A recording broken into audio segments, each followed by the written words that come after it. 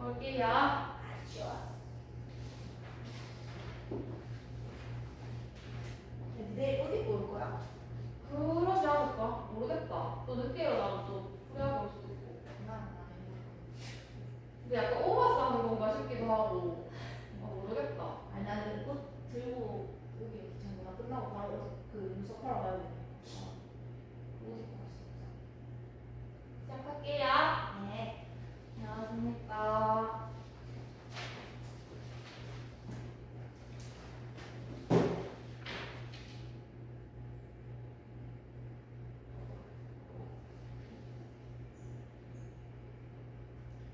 답변 드리도록 하겠습니다. 구상형 1번 답변 드리겠습니다. 학교 현장에서 에듀테크를 활용하는 것이 필요한 이유를 두 가지 말씀드리도록 하겠습니다. 먼저 학교 현장에 에듀테크가 유입된다면 새로운 매체를 수업 시간에 활용할 수 있습니다. 예를 들어서 시뮬레이션이나 게임을 통한 학습, 그리고 동영상을 통한 자료 제시 등이 가능해집니다. 전통적인 수업 상황에서도 영상을 보여주거나 시뮬레이션을 하는 식의 수업은 가능했지만 이는 교사가 조작하고 학생들의 일을 관찰하고 보는 것에 불과한 수업이었습니다. 그런데 학교 현장에서 태블릿과 같은 에듀테크 기기가 보급된다면 학생들이 스스로 시뮬레이션을 조작해보고 게임을 조작해보고 동영상을 원하는 곳으로 돌아가서 다시 보는 등 학생이 직접 조작하는 활동이 가능해질 것 같습니다. 또한 태블릿 등을 활용해서 교사와 학생의 1대 다 상호작용 그리고 학생과 학생 간의 다대 다 상호작용 역시 즉각적으로 가능해진다고 생각합니다. 전통적인 수업 상황에서는 학생들이 발표하고 교사가 이를 듣고 하는데 시간이 너무 많이 소요된다는 한계가 있어 특정 학생들의 발표를 듣는 것으로 수업이 마무리되었던 반면 패들렛 등의 에듀테크를 활용한다면 교사가 즉각적으로 모든 학생들의 산출물을 피드백할 수 있는 장점이 있습니다. 다음으로 저의 교과에서 에듀테크를 활용하는 방안에 대해서 말씀드리도록 하겠습니다.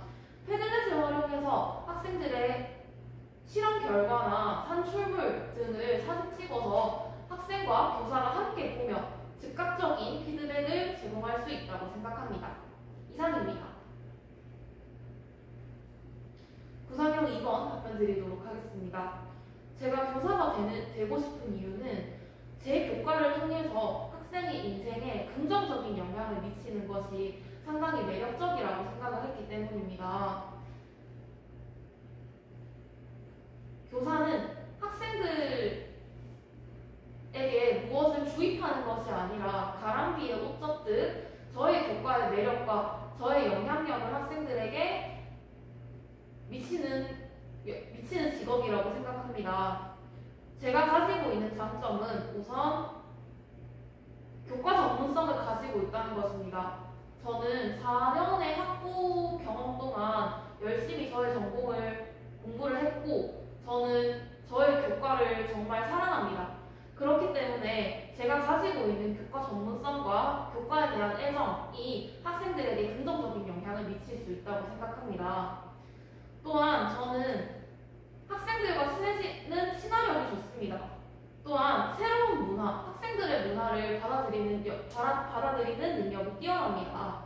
따라서 학생들과 빠르게 라포를 형성해서 제가 가지고 있는 교과 전문성과 교과에 대한 애정을 학생들에게 잘 전달할 수 있을 것으로 기대합니다. 그렇기 때문에 이러한 강점이 가진 저는 교사가 되어야 한다고 생각합니다. 이상입니다.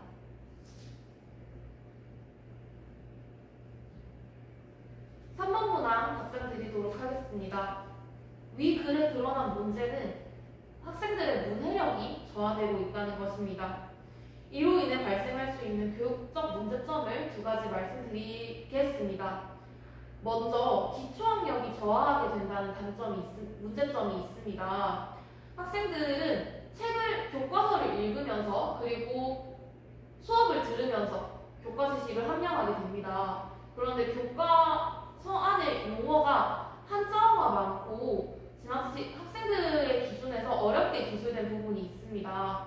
따라서 학생들이 교사의 말과 교과서의 언어를 이해하지 못한다면 결국 수업 내용을 이해하지 못해서 기초학력이 저하되는 문제가 발생할 수 있다고 생각합니다.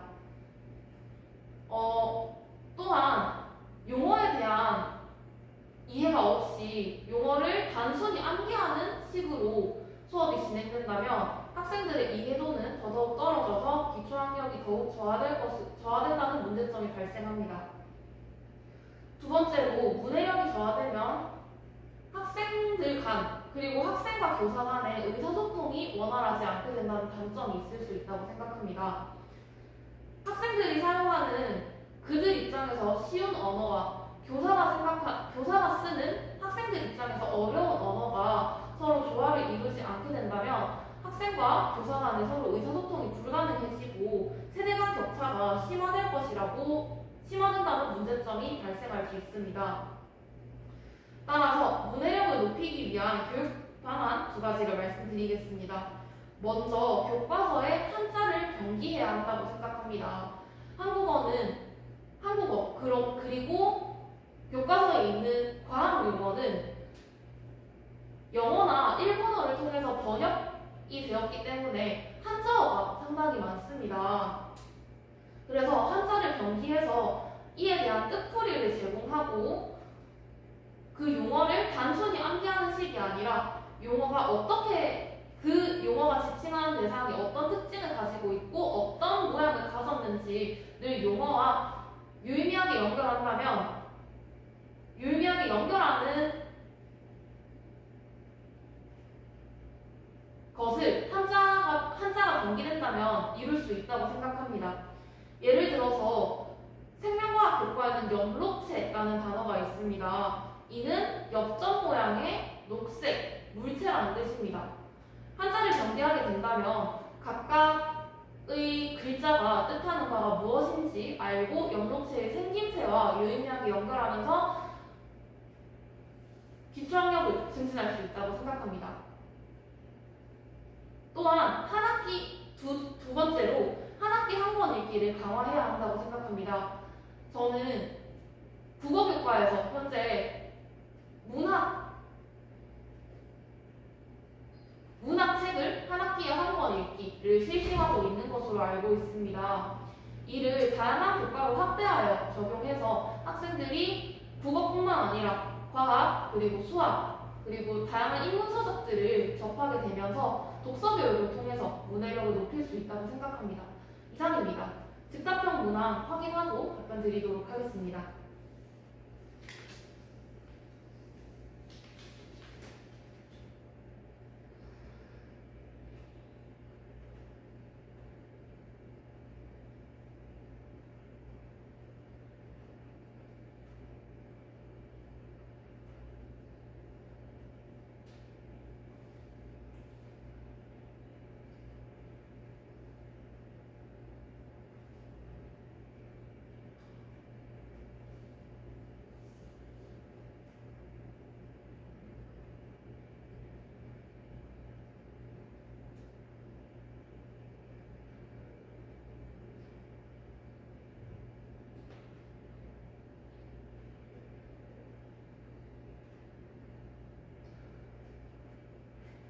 즉답형 문항 답변 드리도록 하겠습니다. 먼저 김교사가 다음과 같이 주장한 이유는 김교사가 가장 중요하게 생각하는 가치가 기초학력이라고 생각하기 때문일 것으로 예상합니다. 또한 임교사가 다음과 같이 주장한 이유는 임교사는 기초학력도 물론 중요하지만 이보다 학생들이 학교를 졸업하고 나서 사회로 나아갔을 때 어떤 학생이 될지에 대한 진로가 가장 중요하다고 생각하기 때문일 것으로 예상합니다. 제가 선호하는 교사는 임교사입니다. 왜냐하면